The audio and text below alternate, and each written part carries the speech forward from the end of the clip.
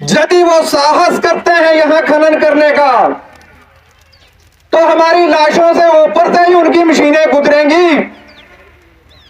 अगर किसान नहीं रहेंगे तो उसके बाद भले वो खोद ले जाएं, लेकिन ये भी नहीं है अगर हम चले जाएंगे तो हमारे पीछे हमारे बच्चे खड़े हैं।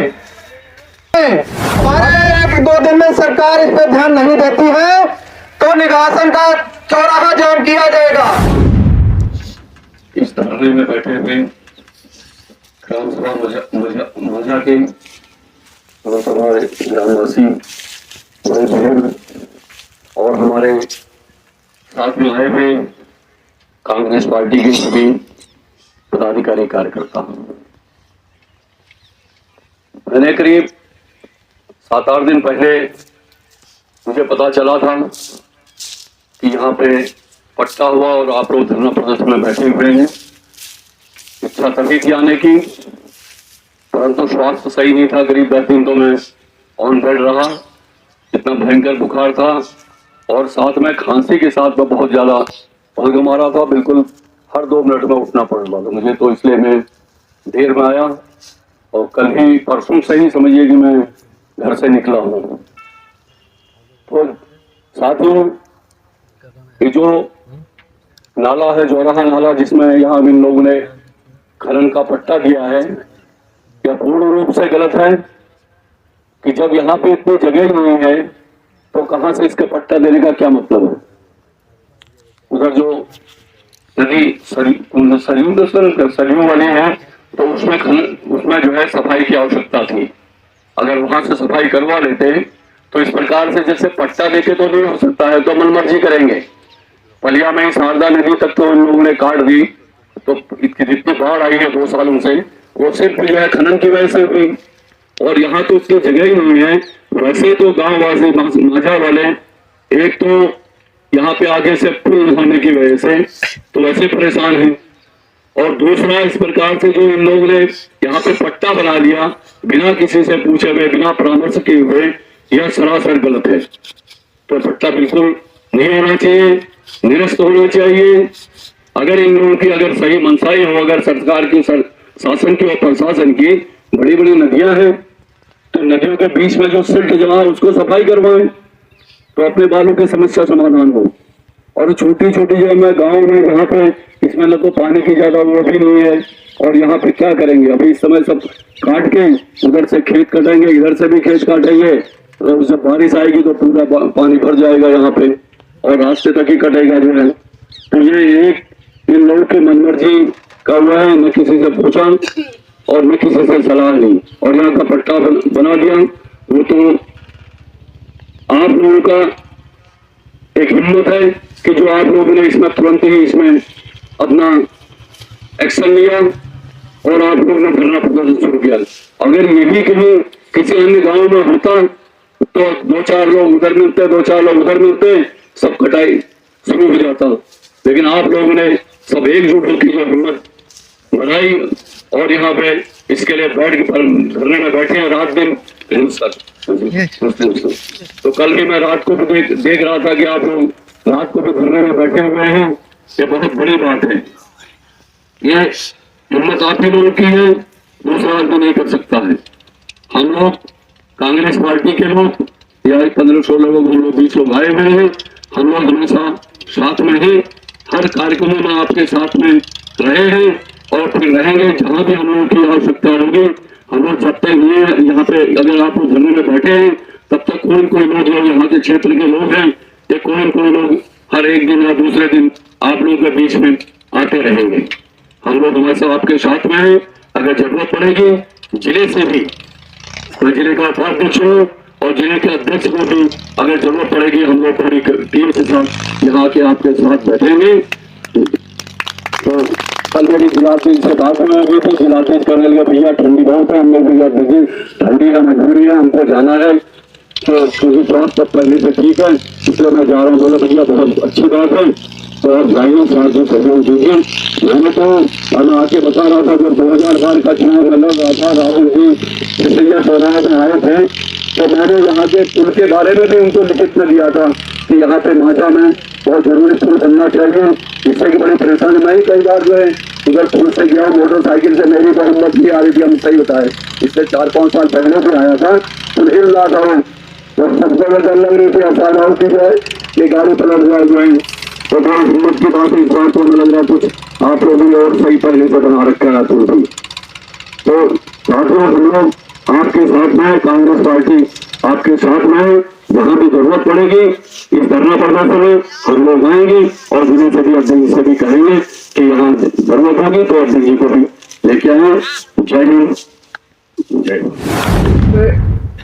कांग्रेस के सीनियर नेता हमारे उप्रेती जी पहले भी आते रहते हैं और आज इन्होंने हमारे किसान भाइयों का दर्द जाना, जो कि आज 7वें दिन भी ये धरने पे बैठे हुए हैं, रात दिन का धरना है।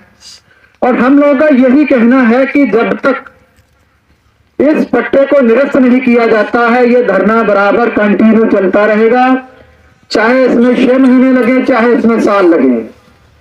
क्योंकि किसान अपनी जीविका के प्रति सुचेत है कि आने वाले कल की उनको चिंता है। क्योंकि किसान ये एक ऐसा व्यक्ति है जो अन्न पैदा करके, ये जो हमारे चाहे वो खनन माफिया हो, चाहे हमारे उच्च पद पे बैठे नेता हो, चाहे आम जनमानस हो, ये किसान ही ऐसा है जो अपना अन्न पैदा करके आपके घर तक पहुंचाता है, जिससे आपके बच्चे, बुजुर्ग, आम जनता जो है वो इसी पे निर्भर है। क्योंकि जब कभी भी सेंटर या विधानसभा में हम अपने नुमाइंदों को चुनकर भेजते हैं इसीलिए कि वो हमारी रक्षा करें, हमारे दुख सुख में साथ हों। अफसोस कि आज हम 7वें दिन में यहां बैठे हैं, कोई हमारी सार लेने वाला नहीं आया है। और जब वक्त पड़ता है तो पक्ष विपक्ष अपनी तनख्वाहें बड़े सहमति से बढ़वा लेते हैं, अपना बोनस तनख्वाहें। अरे भाई, आपको कम से कम इतना तो ख्याल होना चाहिए कि जिस जनता ने आपको इस लायक इस कुर्सी पे बैठाया, इस पद पे बैठाया है, उनके बीच में आइए। भले वो आपके बस का ना हो कि उस कार्य को कराने में या आप सक्षम ना हो, लेकिन हमारे बीच में आके जब आप बैठेंगे तो हमारा दर्द कम होगा। आज हमारे कांग्रेस के वरिष्ठ नेता हमारे बीच में आए हैं, दुख सुख में शामिल हुए हैं। हम सभी ग्रामवासी उनका तहे दिल से धन्यवाद करते हैं कि वो भी किसानों के आके बीच में बैठे। और एक मैं मुख्य चीज एक ये बताना चाहूंगा उप्रेती जी को कि ये जो बैनर लगा हुआ है, सन 1989 में इस ग्राम सभा की बंदोबस्त हो गया था, चकबंदी। उसमें जौराहा नाला दर्ज है जिसकी घाटा संख्या 947 है और इसकी चौड़ाई, क्योंकि जो जमीन से नहीं जुड़े लोग होते हैं, चाहे वो राजनीतिक में हो या कहीं भी हो, उनको हम जरीब की भाषा में समझाएंगे तो उनको थोड़ा सा कठिन होगा। जो जरीब नाले की चौड़ाई है वो एक जरीब 40 कड़ी, यानी अगर उसको फुटों में लेते हैं तो वो 96 से 97 फुट बैठेगा और हमने यहाँ 100 लमसम 100 फीट रखा है। अरे बड़े भाई, जो इस पट्टे को आवंटित करते हैं अधिकारी, वो IAS लेवल के अधिकारी होते हैं, PCS होते हैं, उसमें उन्होंने ये नहीं जाना कि 100 फीट में तो उनकी पोक लाइन भी खड़ी नहीं होगी। और यहाँ तो ऐसी ऐसी मशीनें खड़ी करती है जो जमीन के अंदर से 50-50 फुट के नीचे से रेता खेत के बाहर ले आएगी। जब आपका भूतल गर्भ खाली होगा तो जो आसपास की जमीनें किसानों की अपने आप नीचे बैठ जाएंगी, और जो कि इस संताप को हम पहले भुगत चुके हैं। उस समय किसानों को यह नहीं पता था, किसानों को उन ठेकेदारों ने गुमराह किया जो पहले हुआ था से कि आपके इस नाले की सफाई होगी और बाढ़ नहीं आएगी। लेकिन हुआ उसके उल्ट। ये तो किसान हमारे कुछ भाग्यशाली है कि 2 या 3 महीने खनन हुआ, जिसने हजारों मैट्रिक टन इसमें से खनन निकल गया।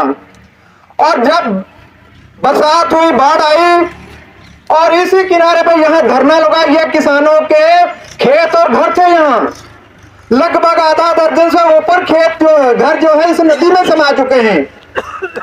अब उन अधिकारियों द्वारा साहस किया उन ठेकेदारों ने कि पुनः इस पे खनन किया जाए, जो कि किसान अभी पिछला ही संताप भोग रहे हैं। तो आगे उन्होंने बीड़ा उठाया कि किसी भी हालत में यहां से खनन नहीं होने दिया जाएगा। यह तो रही किसानों की बात। दूसरी बात विभागों की। जहां हम लोग बैठे हैं इस नाले पे, ठेकेदारों ने बिना परमिशन सरकार के एक अवैध पुल बना दिया। वो इसलिए बनाया गया कि इधर से खनन होगा, हम अपने बड़े बड़े वाहनों में, डंपरों में यहां से लेके सीधे जाएंगे। और पुल तो बना जो कि 30 से 35 फुट ऊपर उसकी एक सीमा थी पानी की, जो जब बाढ़ आती ऊपर तक पानी चले जाता, इतना गहरा वो नाला है। उस तटबंध को तोड़ा। यही बस नहीं, जो कि हमारा परगना खेड़ीगढ़ है, सिंगाई से जो खेरीगढ़ को PWD रोड जाती है, उस पुल से, उस तटबंध से मात्र 35 मीटर की दूरी है। आज यहां खनन अधिकारी भी आए और SDM साहब भी 3 बार आए। 3 बार खनन अधिकारी हम लोगों ने विरोध जब जताया, तो जब हम लोग इस प्रश्न पूछते हैं कि किस अधिकारी ने इनको इसकी मंजूरी दी पुल की, जो हम बैठ रहे हैं, और किस अधिकारी ने कहा कि जब तटबंध तोड़िए, और किस अधिकारी ने, जहां उनका कांटा लगा हुआ है वो PWD की जगह है, उस पर भी उन्होंने अतिक्रमण कर लिया। किस अधिकारी ने उनको ये अनुमति दी है? यह हमारा प्रशासन और शासन से पूछना है। हम लोग जब तक हमारे में जान है, किसान भाई इसी तरीके से डटे रहेंगे। यदि वो साहस करते हैं यहां खनन करने का, तो हमारी लाशों से ऊपर से ही उनकी मशीनें गुजरेंगी। अगर किसान नहीं रहेंगे तो उसके बाद भले वो खोद ले जाएं, लेकिन ये भी नहीं है। अगर हम चले जाएंगे तो हमारे पीछे हमारे बच्चे खड़े हैं, हमारे महिलाएं खड़ी हैं। अभी तो यहां तक किसान ही बैठे हैं। अगर 1-2 दिन में सरकार इस पर ध्यान नहीं देती है तो निगासन का चौराहा जाम किया जाएगा। यह मैं पहले भी घोषणा कर चुका हूं और आज भी कर रहा हूं, क्योंकि पत्रकार बंधु बहुत हमारा सहयोग करते हैं। वो 2 टाइम आते हैं, सुबह की भी न्यूज लेते हैं और रात की भी लेते हैं, जो कि रात को यहां लगभग 100 से 150 आदमी यहां रात को लेटता है।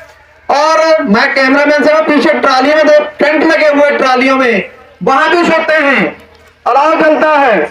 और आज हमारे कुछ बुजुर्ग लोग बीमार पड़ गए, जिनको ठंड लग गई है, उनको निमोनिया की भी शिकायत है। आज हम डॉक्टरों से नोट किया कि वो शाम को आएंगे और उनके स्वास्थ्य की जांच करेंगे। मैं इन बातों के साथ यहाँ आए हुए सारे हमारे मेहमानों का धन्यवाद करता हूँ। आप हमारा ऐसे ही मार्गदर्शन करते रहें। ये जो आंदोलन है ये पीसफुल चलता रहेगा।